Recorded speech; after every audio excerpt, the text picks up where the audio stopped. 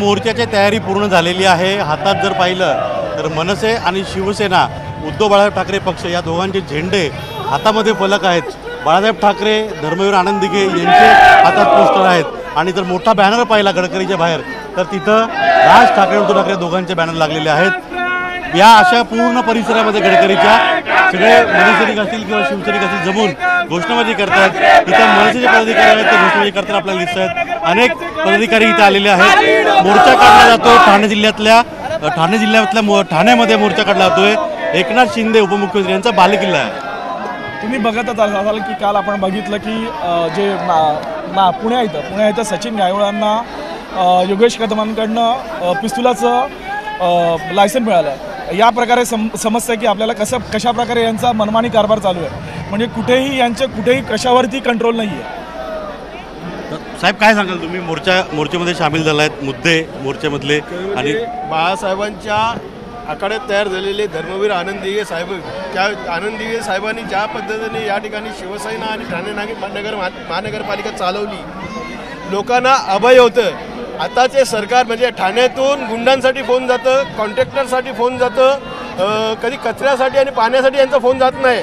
हे अनधिकृत बांधकामाला अभय देणं आणि महानगरपालिकेवर भ्रष्टाचार यांनी कल्याण डोंबिवली महानगरपालिका, अंबरनाथ महापालिका, उल्हासनगर महापालिका, भिवंडी महापालिका अक्षरशः बाप मेढ्यांनी विकून खाल्लेली आहे आणि त्या पैशाचा आता इलेक्शनला खेळ खेळतील। दिवा परिसरातून आपण येता दिवा परिसरामध्ये काय नेमकी परिस्थिती आणि कशा रीतीनं या सगळ्या मोर्चामध्ये तिथले मुद्दे आपण मांडणार आहोत। दिव्यामध्ये अनधिकृत बांधकामं एवढी फोफावलेली आहेत आणि या सगळ्या बांधकामांना आशीर्वाद हा महाराष्ट्राचे उपमुख्यमंत्री श्री एकनाथ शिंदे यांच्याकडनंच आहे। जर तुम्ही दिव्यामध्ये जर माहिती घेतली तर जेवढी अनधिकृत बांधकामं होतात, या अनधिकृत बांधकामांमध्ये प्रत्येक स्क्वेअर फुटामागे किती पैसे घेतले जातात आणि त्याला ठाणे महानगरपालिकेचे अधिकारी मुद्दे बरेच आहेत, मुद्दे मोर्चामध्ये बरेच आहेत। पण माझा एक सर्वांना प्रश्न आहे, अनेक आरोप होत आहेत की आता निवडणुका जवळ आलेल्या आहेत, दोन्ही पक्षांकडे काही पर्याय उरलेले नाहीत म्हणून एकत्र आलेले आहेत। या मुद्द्यावरती कसं सांगाल? खरं म्हणजे ह्या मुद्द्यावरती खऱ्या अर्थाने 5 वर्ष प्रशासकीय राजवट आहे, म्हणजे नगरविकास खाते या ठाणेकरांच्या हातात असताना महानगरपालिकेची पूर्ण जबाबदारी आणि पूर्ण जबाबदारी यांच्या खांद्यावर आहे, आर्थिक बोजाही यांच्या हातात आहे। आणि अशा परिस्थितीत पाणी व्यवस्थेसाठी आणि खड्ड्यांसाठी जर महानगरपालिकेमध्ये नागरिकांना जावं असेल, खऱ्या अर्थाने जबाबदारी सत्ताधारी आहेत त्या महापालिकेत। तुम्ही काय सांगाल? नाही, विषय तोच आहे की 5 वर्ष इथे लोकप्रतिनिधी, माझा प्रश्न होतो की निवडणुकीच्या तोंडावरती दोन्ही भाऊ एकत्र आले। नाही, निवडणुकीच्या तोंडावरती असं नाही, महाराष्ट्राच्या जनतेच्या कानाकोपऱ्यातली जी महाराष्ट्राची जनता आहे। अविनाश जाधव आपल्यासोबत। अविनाशजी, या मोर्चामध्ये कसं स्वरूप असेल मोर्चाचं आणि कुठून मोर्चा हा निघतो? गडकरीतून निघतो ते कसा रूट असेल? आणि कारण का या सगळ्या मोर्चाचं नेतृत्व मुख्यत्वे आपण आणि राजेश विचारे करतो? हा, कारण ठाण्याची ती गरज आहे। आत्ता जर ठाण्यात बघितलं तर ठाणा एक भ्रष्टाचाराचं केंद्र झालेलं आहे आणि त्या जर केंद्रातनं त्याला बाहेर काढायचं असेल तर आम्हाला सगळ्या विरोधकांना एकत्र येणं गरजेचं आहे। त्याचीच ही सुरुवात आहे। ठाण्यातला रस्त्यांचा प्रश्न असेल, पाण्याचा प्रश्न असेल, ट्रॅफिकचा प्रश्न असेल, विविध विषय आहेत आणि त्या विविध विषयांवर सगळे विरोधक एकत्र येऊन काम करतात। राष्ट्रवादी काँग्रेस, शरद पवार गटाचे आवाड देखील आलेले आहेत। आव्हाडसाहेब असतील किंवा राजन विचारे असतील, मी असेल, विक्रांत चव्हाण असेल काँग्रेसचं, आम्ही सगळे एकच आहोत आणि याच्या पुढे जर सरकारला घाम फोडायचा असेल तर आम्हाला एकत्र ठाण्यात काम करावं लागेल, ते काम आम्ही करणार। पण या मोर्चा पार्श्वभूमीवरती आता एक आरोप होतोय की निवडणुका जवळ आलेल्या आहेत म्हणून सगळे एकत्र आले आणि मला असं वाटतं की हा माझा 4था किंवा 5वा मोर्चा आहे। मी वसईत मोर्चे केले, ठाण्यात सर्व पक्षी, सर्व विरोधी पक्ष। अहो, पण आत्ता याची सुरुवात झाली ना, तुम्ही आम्हाला एकत्र आणलात। ज्यावेळेला मराठीचा मुद्दा समोर आला त्यावेळेला तुम्ही आम्हाला एकत्र आणलात, तर असंच आम्हाला सत्तेत येईपर्यंत तुम्ही एकत्र करावं एवढीच आमची त्यांच्याकडे इच्छा आहे। मनसेचा म्हणजे राज ठाकरे उद्धव ठाकरे एकत्र अनेक वेळा मुंबईत आलेत, कौटुंबिक कार्यक्रम असेल किंवा मराठीचा मुद्दा घेऊन वरळीला एकत्र आले होते। राज्यातला पहिलाच मनसे आणि शिवसेना उद्धव बाळासाहेब ठाकरे पक्षाचा मोर्चा जो आहे हा ठाण्यात होतो।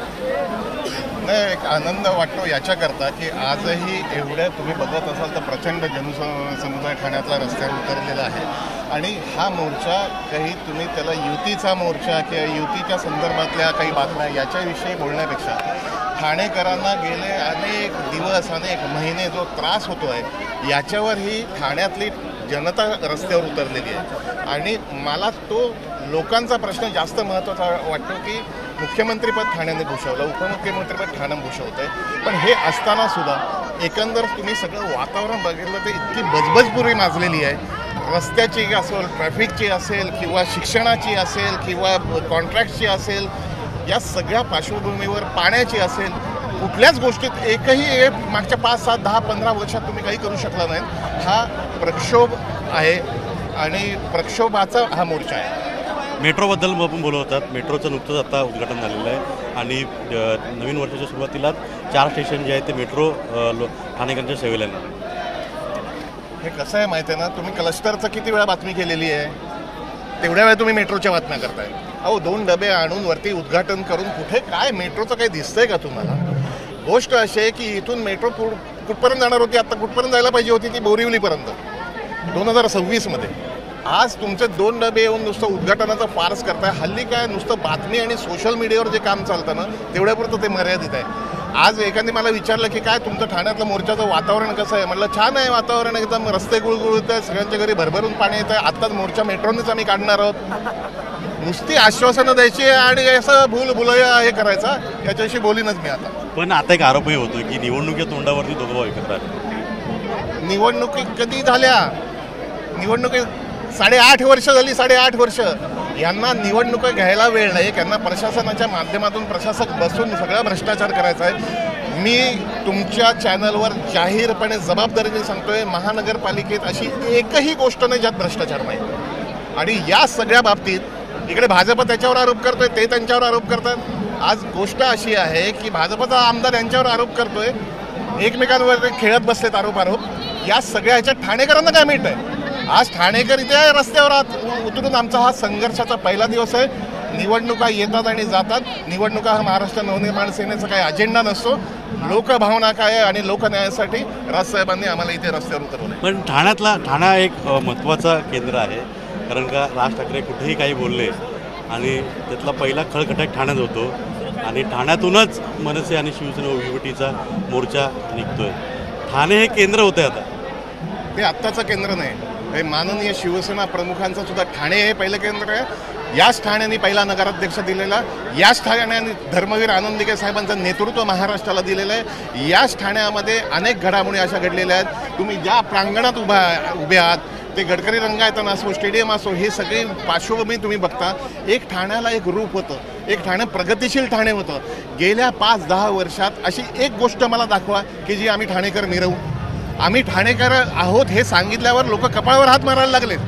आता हा भ्रष्टाचाराचं जे काही ठाणे आहे, प्रत्येक नगरसेवकाचं आणि पुढच्या निवडणुका हाताशी धरून शाखा प्रमुखापासून जी काही कामं दिलेली आहेत ते कॉन्ट्रॅक्टरना ओरबाडण्याचं काम करतायत आणि आम्ही त्रस्त ठाणेकर. पूर्ण भ्रष्टाचार केलेल्या सगळ्या महानगरपालिकांमध्ये आणि हाच आपला मुद्दा आहे. आणखीनही काही इथं महिला आपल्याला दिसतात, आपण त्यांच्याकडे करण्याचा प्रयत्न करूयात. तरी कुठल्या भागातून आलाय तुम्ही? कारण ठाण्यामध्ये मोर्चा आहे, पण ठाण्यात सगळे जमलेले आहेत.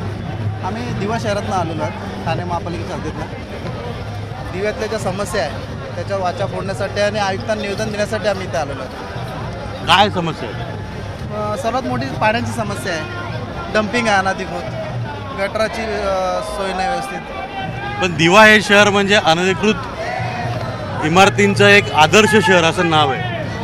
नक्कीच असंच आहे. दिवा शहर हे अनधिकृत इमारतींचा जंगलच बोलावं लागेल आणि मोठ्या प्रमाणात अनधिकृत बांधकाम चालू आहे. पण राजकीय नेत्यांच्या आश्रयाशिवाय कामं होतात का? नक्कीच सत्ताधाऱ्यांच्या आशीर्वादाने तिथे कामं चालू आहेत. तर एवढ्या मोठ्या प्रमाणात आज एका दिवसाला 100 इमारतींची कामं चालू आहेत, ती राजकीय आशीर्वादामुळे. बऱ्याच महिलांना पाहिलं की डोक्यावर मटकी घेऊन आलेली आहेत.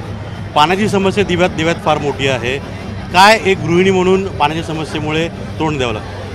गेल्या अनेक वर्षापासून दिव्याला अनेक आश्वासनांना सामोरं केलेलं आहे. दिवा शहर बऱ्याचशा पाण्याच्या योजना आलेल्या आहेत. बऱ्याचसा आमच्याकडे खर्च आलेला आहे की आम्ही एवढे पैसे देतो, तेवढे पैसे देतो, पाण्याची ही योजना ती योजना, परंतु सगळ्या कागदावरच आहेत. अजूनही आमच्या महिला खड्ड्यातूनच पाणी भरतात आणि अजूनही 2-2 किलोमीटर चालत जाऊन विकतच पाणी आणतात. सुरक्षा, महिला सुरक्षेचा प्रश्न खूप गंभीर आहे. दिव्यामध्ये बरेच असे महिला असुरक्षित आहेत आणि त्याच्यासाठी अजून काहीच उपाय नाही. साधा आमच्या दिवा शहरात एक 5 लाख लोकसंख्या असलेलं आमचं दिवा शहर आहे, परंतु दिवा शहरामध्ये अजूनही पोलीस स्टेशन नाही, फक्त पोलीस चौकी आहे आणि तिथे कुठलीही व्यवस्था मोर्चेला सुरुवात झालेली आहे. तो जो पट्टा आहे पुढचा, या पट्ट्यातून अविनाश जाधव मनसे नेते असतील, त्याच पद्धतीनं राजन विचारे UBTचे प्रमुख असतील ठाणे जिल्ह्याचे, या सगळ्यांनी मोर्चाला सुरुवात केली आहे. जितेंद्र आव्हाड हे देखील या मोर्चेमध्ये सामील झालेले आहेत. म्हणजे एक प्रकारे हा सगळा मोर्चा जो आहे हा सगळ्या विरोधी पक्षांनी मिळून एकत्रितपणे हा मोर्चा जो आहे हा काढलेला आहे.